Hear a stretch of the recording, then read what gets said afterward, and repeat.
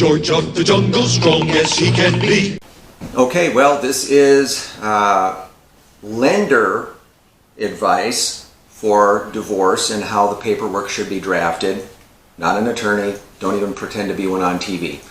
But again, talking about how to have your divorce decree drafted so that it can allow the person who needs to buy another house, would like to buy another house, have a smooth transition going through underwriting.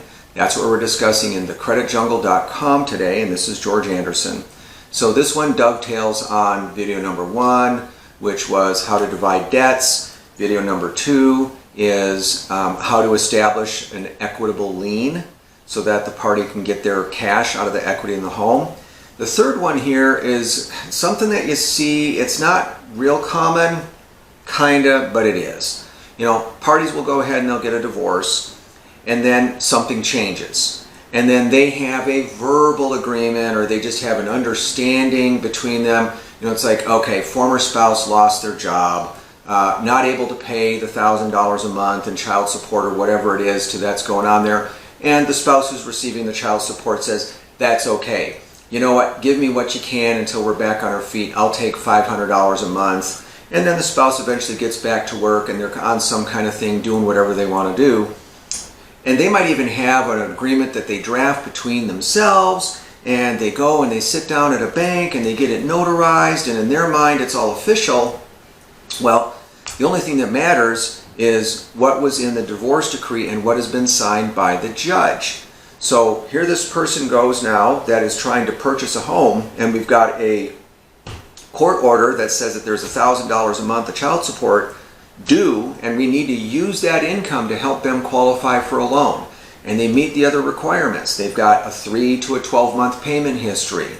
Okay, there's a court order for it. The child that they're receiving the child support for is going to be eligible to receive that child support for at least another 3 years.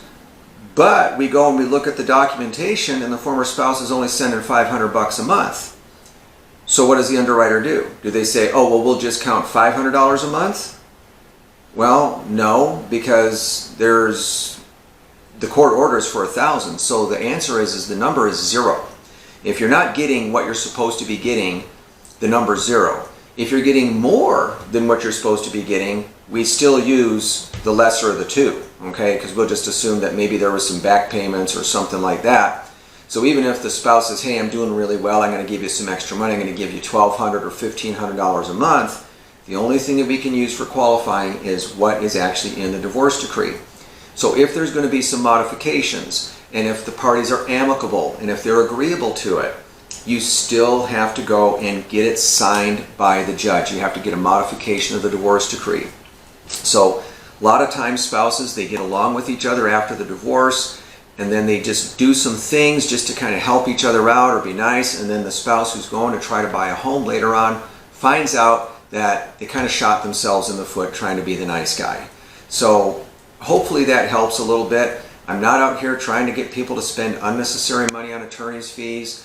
And again, you'll have people sit there and go, well, my attorney said, great, let your attorney lend you the $250,000 or $400,000 to buy the house. Oh, wait a minute, he's not the lender? Okay, well, the underwriting guidelines are what matter in this situation. So I'm just trying to help people who are, unfortunately, such an increase in divorce that's going on in 2020. We're going to be running into these situations, and hopefully these 3 tips on how to have your divorce decree properly drafted to make the person who either needs to refinance and get the other person some money, or the person who's taking that money and using it to buy another home. Hopefully this helps the process a little bit.